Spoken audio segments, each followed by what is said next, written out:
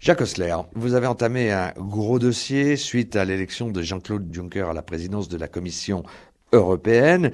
Vous avez évoqué les primaires dans chaque parti.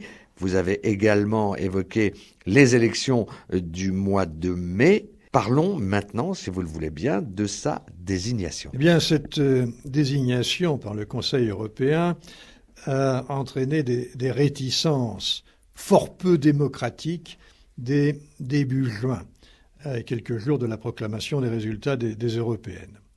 Par exemple, Cameron ne voulait pas d'un homme du passé, européen convaincu, pour déconstruire l'Union européenne afin d'y maintenir le Royaume-Uni dans une simple zone de libre-échange.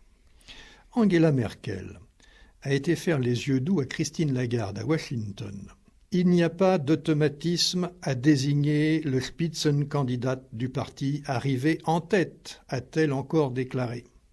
Elle a aussi dit « c'est au Conseil européen de désigner le président », comme si le traité de Lisbonne n'existait pas. Heureusement, le Parlement européen, confronté à ces réticences, a démontré une capacité de décision et une fermeté dans la détermination de ses choix, clairement annoncé par les partis avant les élections. Une grande coalition s'est constituée entre le PPE, les socialistes et les libéraux autour d'un programme négocié avec le candidat indirectement désigné par le suffrage universel, c'est-à-dire Jean-Claude Juncker.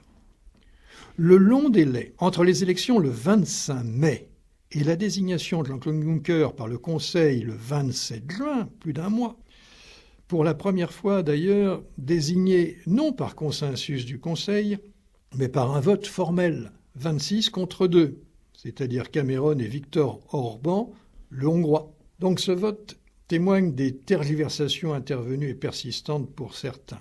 Le Parlement européen a bien résisté aux pressions des exécutifs nationaux, qui bien sûr n'ont pas manqué. Remarquons d'ailleurs qu'on résiste mieux au lendemain des élections qu'à la veille. Donc le Parlement a mieux résisté et il a même menacé de ne pas élire un candidat non légitime, ce qui aurait provoqué une crise ouverte redoutée depuis quelques mois par Jacques Delors et Herman Van Rompuy, après avoir favorisé la montée des eurosceptiques. Il était temps de ne pas se moquer davantage des électeurs, ce que la plupart des membres du Conseil ont fini par comprendre. L'entreprise de démolition de Cameron, qui a fait un forcing spectaculaire, fort peu fair-play, comme on dit outre-Manche, forcing anti-Juncker, allant jusqu'à se mettre ostensiblement et officiellement en minorité par ses pairs, eh bien ce forcing a échoué. C'est délibérément qu'il a fait ce cirque, on peut l'appeler ainsi, pour démontrer à ses électeurs britanniques sa volonté de défendre les intérêts du Royaume-Uni contre l'Union européenne. Et d'autre part, obtenir une consolation à cette humiliation politique lors d'une prochaine réunion du Conseil européen. L'Allemagne ne s'est pas solidarisée avec le Royaume-Uni, et ça c'est une bonne chose. Et l'entreprise de démolition a échoué, fort heureusement.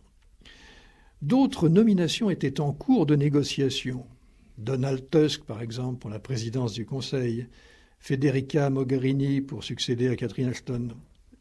Certes, une interdépendance existe entre ces différentes nominations, mais quand même, des priorités démocratiques et logiques auraient dû s'imposer. Ce fut le cas au Parlement européen, qui élut très vite son président Martin Schulz et confirma son soutien indéfectible au candidat annoncé pendant la campagne. En conclusion de ces deux volets, que peut-on dire, Jacques ? Essentiellement, trois choses, Jean-Louis. Premier, c'est l'observation des réticences. Alors, certaines sont légitimes. Elles ont été exprimées longtemps avant les élections, par exemple par Jacques Delors et Herman Van Rompuy, qui ont dénoncé le risque de déception des électeurs, car le président de la Commission européenne n'a pas tous les pouvoirs d'un Premier ministre pour changer les choses. C'est vrai, mais quand même, il dispose de l'autorité de ses compétences, de l'autorité de son courage, et surtout d'une majorité au Parlement européen. Risque aussi d'un conflit ouvert avec le Conseil européen, nous l'avons évoqué tout à l'heure. Cependant, Celui-ci peut être désamorcé ex ante. Des négociations et interventions des chefs d'État et de gouvernement en amont de la désignation des Spitzenkandidaten via les grands partis politiques nationaux, par exemple à la CDU, sont possibles et même souhaitables. Entre nous, Angela Merkel ne s'en est pas privée. Alors, des réticences, à mon avis, plus contestables de certaines vedettes du Conseil européen, comme Cameron et Merkel, qui aboutiraient à maintenir, comme autrefois, le Conseil européen comme décideur unique, la ratification parlementaire n'étant que de pure forme. Ce serait violer la lettre et l'esprit du traité de Lisbonne. Ce serait méconnaître le sens de l'histoire, notamment de l'histoire de la construction européenne. Et enfin, plus crûment, ce serait un coup d'État antidémocratique. Deuxième point, la consolidation. Ce qui vient de se passer est certes un précédent, mais pas encore une coutume. Donc ce n'est pas une obligation. Et certains pensent que ça ne doit pas le devenir.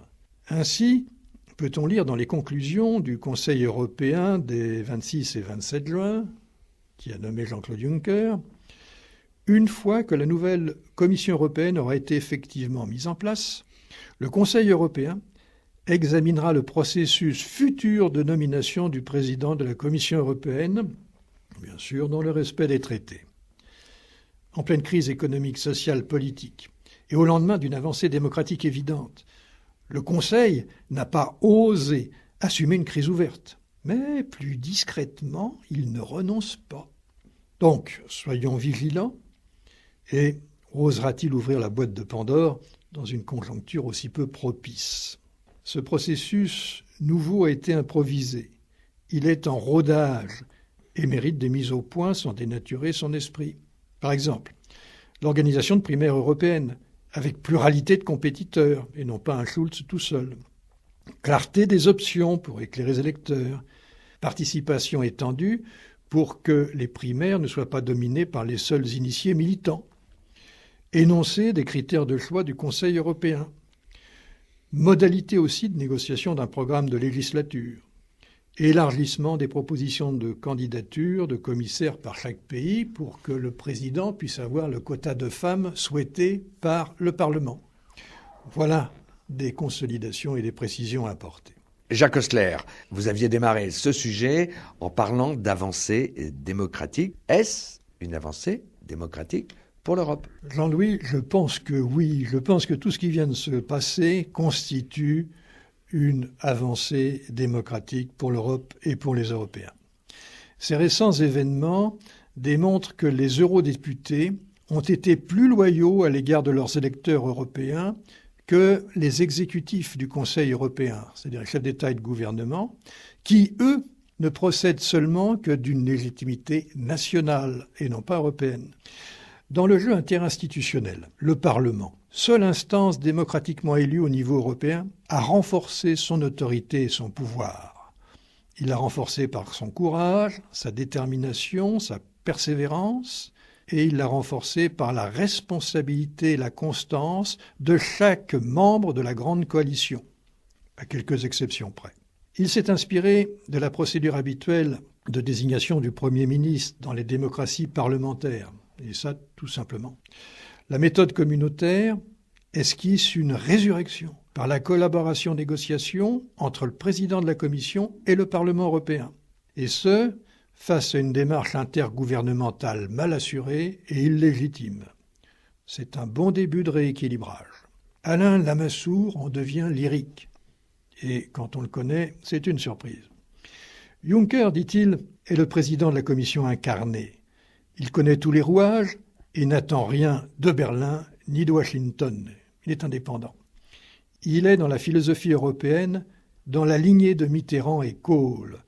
Il restera dans l'histoire comme le premier monsieur Europe démocratiquement choisi. En synthèse, c'est un nouveau départ réussi, Jean-Louis. Très bien, vous aussi vous reprendrez un nouveau départ dans 15 jours avec une autre chronique. Un mot encore, Jacques Oestler, rappelons que l'on peut retrouver l'ensemble de vos chroniques sur un site dédié. Mouvement-européen-lorraine.fr. Merci Jacques et à dans 15 jours. Au revoir Jean-Louis.